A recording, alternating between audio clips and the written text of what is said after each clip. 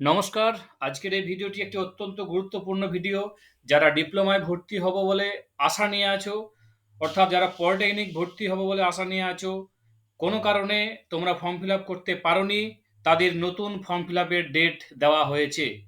পলিটেকনিকে ভর্তির নতুন করে ডেট দেওয়া হয়েছে। কবে অ্যাপ্লিকেশন শুরু হবে, কবে শেষ হবে, কিভাবে কাউন্সেলিং করবে, অনলাইনে ফর্ম ফিল আপ তোমরা কিভাবে করবে, স্টেপ বাই স্টেপ আমি কিন্তু এই ভিডিওর মাধ্যমে তোমাদেরকে দেখাবো। তাই যারা আমার এই চ্যানেলটিকে এখনো সাবস্ক্রাইব করোনি তারা অতি অবশ্যই সাবস্ক্রাইব করে নাও।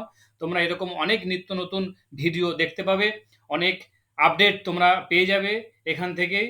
অ্যাপ্লিকেশন ডিপ্লোমা অর্থাৎ পলিটেকনিকে 2024 সালে যারা ভর্তি হতে চাও, এখনো ফর্ম ফিল আপ করনি কোনো কারণে, তাদের গভর্নমেন্ট থেকে আবার নতুন করে ফর্ম ফিল আপের ডেট শুরু হয়েছে।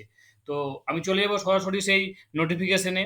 নোটিফিকেশনে কি বলে দেওয়া আছে? West Bengal state council of technical vocational education and skill development notification for fresh application for admission in polytechnic. পলিটেকনিকের জন্য ফ্রেশ অ্যাপ্লিকেশনের দরখাস্ত নেওয়া শুরু হয়েছে। চলবে কত তারিখ থেকে? এখানে পরিষ্কার বলে দেওয়া আছে 10 আগস্ট 2024 থেকে 16 আগস্ট 2024।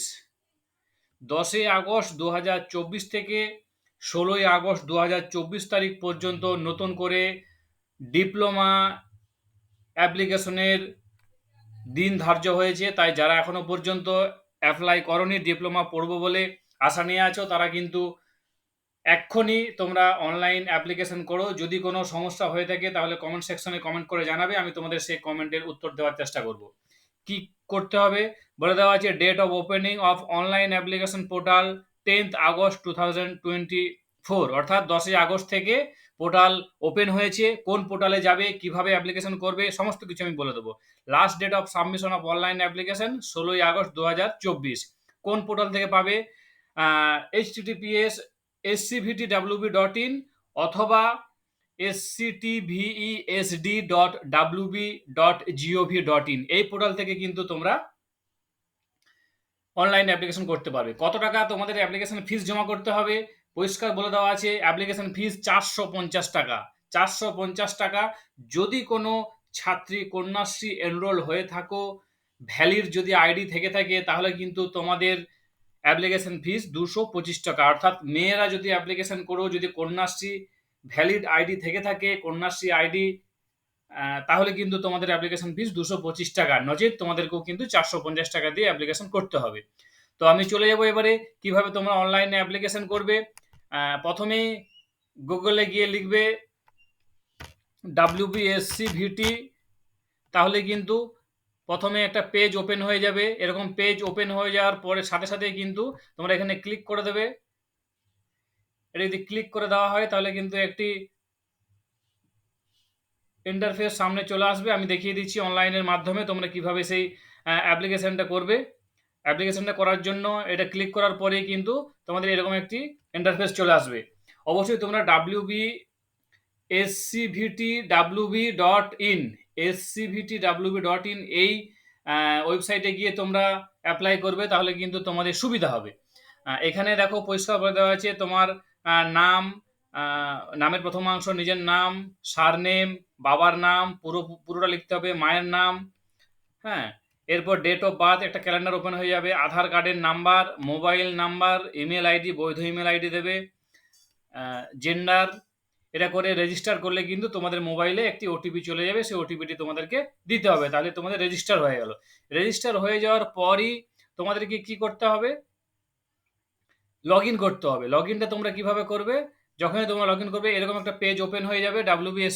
scvtwb.in ওপেন করার পরই already register candidate, already register, sign in click করলে কিন্তু তোমাদের কাছে একটি মোবাইল নাম্বার এবং পাসওয়ার্ড চাইবে। মোবাইল নাম্বার কি? যে মোবাইল নাম্বারটা দিয়ে তুমি অ্যাপ্লিকেশন করেছো, এবং পাসওয়ার্ড কোনটি? যে তোমার ডেট অফ বার্থ। আমি উদাহরণ দিয়ে দেখাচ্ছি। তোমার ডেট অফ বার্থ যদি হয় 1/1/2001, তাহলে কিন্তু তোমার এখানে পাসওয়ার্ড লিখতে হবে 01012001। এইভাবে কিন্তু ক্যাপচার কোডটি দিয়ে লগ ইন করবে। লগ ইন করার সাথে সাথে কিন্তু তোমাদের কাছে পেজটি ওপেন হয়ে যাবে। এরকম একটি পেজ ওপেন হয়ে যাবে তোমার ছবি দেওয়া। আমি উপরের অংশটা দেখাচ্ছি না। এরকম পেজ ওপেন হয়ে যাবে। এখানে কিন্তু ভালো করে তোমাদেরকে খেয়াল রাখতে হবে। একদিকে থাকবে আইটিআই, এদিকে থাকবে আইটিআই, এদিকে থাকবে পলিটেকনিক। এখানে আছে কি আইটিআই ই গ্রুপ, এদিকে থাকবে পলিটেকনিক। যারা পলিটেকনিকে ফর্ম ফিল আপ করবে তারা সরাসরি কিন্তু এই জায়গায় যাবে, অ্যাপ্লিকেশন অ্যাপ্লাই নাওতে। পলিটেকনিক ফার্স্ট ইয়ার এবং নিচে আছে দেখো পলিটেকনিক সেকেন্ড ইয়ার। ব্যাপারটা কি না, ব্যাপারটা হচ্ছে যারা 3 বছরের ডিপ্লোমায় ভর্তি হতে চাও রেগুলার কোর্সে, তারা কিন্তু পলিটেকনিক ফার্স্ট ইয়ারে অ্যাপ্লিকেশন করবে। অর্থাৎ 3 বছরের যদি ডিপ্লোমা করতে চাও তাহলে তোমাদেরকে পলিটেকনিক ফার্স্ট ইয়ারে অ্যাপ্লাই নাও করতে হবে। যদি কোনো ছাত্রছাত্রী উচ্চ মাধ্যমিকে ভোকেশনাল থেকে থাকে, 10+2 ভোকেশনাল নিয়ে পড়াশোনা করে থাকো, তাহলে কিন্তু তোমরা ডাইরেক্ট ল্যাটারাল এন্ট্রি অর্থাৎ সেকেন্ড ইয়ারে গিয়ে ভর্তি হতে পারবে। সেক্ষেত্রে কিন্তু পলিটেকনিক সেকেন্ড ইয়ারে অ্যাপ্লিকেশন করতে হবে। আমি দেখিয়ে দিচ্ছি কিভাবে কি করতে হবে। তোমাদের যখনই অ্যাপ্লিকেশন অ্যাপ্লাই নাও করবে, অ্যাপ্লাই নাও ক্লিক করার পরই কিন্তু তোমাদের সমস্ত কিছু ডেটা দিতে হবে। মাধ্যমিকে কত নাম্বার পেয়েছো, ম্যাথামেটিক্সে কত পেয়েছো, জিওগ্রাফি ফিজিক্যাল সায়েন্সে কত পেয়েছো, সেই সমস্ত তথ্য কিন্তু দিতে হবে। এখানে যেহেতু এই ছেলেটি পলিটেকনিকে ফর্ম ফিল আপ করেনি, তাই অ্যাপ্লিকেশন স্ট্যাটাসটি পেন্ডিং আছে। অ্যাপ্লিকেশন স্ট্যাটাসটি পেন্ডিং আছে, অ্যাপ্লাই করলে কিন্তু স্ট্যাটাসটা ওকে হয়ে যাবে। ডকুমেন্ট স্ট্যাটাস পেন্ডিং আছে, ডকুমেন্টস আপলোড করতে হবে। কি কি ডকুমেন্টস আপলোড করতে হবে না, মাধ্যমিকের মার্কশিটের জেরক্স, আধার কার্ডের জেরক্স, আধার কার্ড আপলোড করতে হবে, মাধ্যমিকের মার্কশিট আপলোড করতে হবে। এছাড়াও যদি তুমি ভোকেশনাল কোর্স করে থাকো তাহলে ভোকেশনালের ডকুমেন্টস আপলোড করতে হবে। যদি কাস্ট হয়ে থাকো এসসি এসটি ওবিসি, তাহলে এসসি এসটি ওবিসির যে কাস্ট সার্টিফিকেট, সেই কাস্ট সার্টিফিকেট আপলোড করতে হবে। এই সমস্ত তথ্যগুলো আপলোড করার পরই কিন্তু তোমার কাছে পেমেন্ট স্ট্যাটাস আসবে। পেমেন্ট স্ট্যাটাসে গিয়ে তোমাদের এখানে এই জায়গায় এখন পেন্ডিং হয়ে আছে, উপরের দুটো না করলে কিন্তু তোমাদের পেন্ডিংয়ে দেখাবে। এই দুটো হয়ে গেলে অটোমেটিক্যালি নিচ দিকে দেখবে তোমাদের পেমেন্ট নামে আসবে, সেখানে তোমরা ইউপিআই করতে পারবে, কিউআর কোড দিয়েও পেমেন্ট করতে পারবে। এটা করার পরই কিন্তু তোমাদের কাজ শেষ। যেমন আমি এই স্টুডেন্টের একটি দেখিয়ে দিচ্ছি। এই স্টুডেন্ট যেমন আইটিআই ফর্ম ফিল আপ করছে, এরকম ঠিক একই রকমভাবে অ্যাপ্লিকেশন স্ট্যাটাস কমপ্লিট হয়ে যাবে, ডকুমেন্ট স্ট্যাটাস কমপ্লিট হয়ে থাকবে। হ্যাঁ, পেমেন্ট স্ট্যাটাস পেমেন্ট করার পরে কমপ্লিট হয়ে যাবে। এখানে ক্লিক হিয়ার ফর রিসিপ্ট, মানে তুমি যে পেমেন্ট করেছো সেই রিসিপ্ট কিন্তু এখান থেকে তুমি পেয়ে যাবে। Verification status completed, download acknowledgement, এখান থেকে কিন্তু অ্যাকনোলেজমেন্টটি ডাউনলোড করা যাবে। ঠিক একই রকমভাবে এখানে কিন্তু সেম টু সেম একই রকম প্রসেস কিন্তু দেখাবে। এটা এই দুদিকে একই রকম দেখার কারণ, একদিকে আইটিআই একদিকে পলিটেকনিক দেখানোর কারণ হচ্ছে ওয়েস্ট বেঙ্গল গভর্নমেন্ট থেকে 2024 সালে একটাই পোর্টাল করেছে যেখানে কিন্তু আইটিআই এরও ফর্ম ফিল আপ করা যাবে, পলিটেকনিকেরও ফর্ম ফিল আপ করা যাবে। অনেক ছাত্রছাত্রী অনেক সময় খবর পায় না পলিটেকনিক কখন ফর্ম ফিল আপ হয়, আইটিআই কখন ফর্ম ফিল আপ হয়। যাতে করে ছাত্রছাত্রীদের কাছে খবরটা পৌঁছে যায়, সেই কারণের জন্য কিন্তু এই পোর্টালটি আনা হয়েছে। যাই হোক, তো এরপর তোমাদেরকে কি করতে হবে না, তোমাদের ডেট দেওয়া হয়েছে 10 তারিখ থেকে 16 তারিখ পর্যন্ত। 10 তারিখ থেকে 16 তারিখ পর্যন্ত তোমরা পলিটেকনিকের ফর্মটা ফিল আপ করতে পারবে। ফিল আপ করার পরে কিন্তু তোমাদের কাউন্সিলিং প্রক্রিয়া শুরু হবে। কাউন্সিলিং প্রক্রিয়া কিভাবে হবে সেই সমস্ত ভিডিও নিয়েও কিন্তু আমি আসব।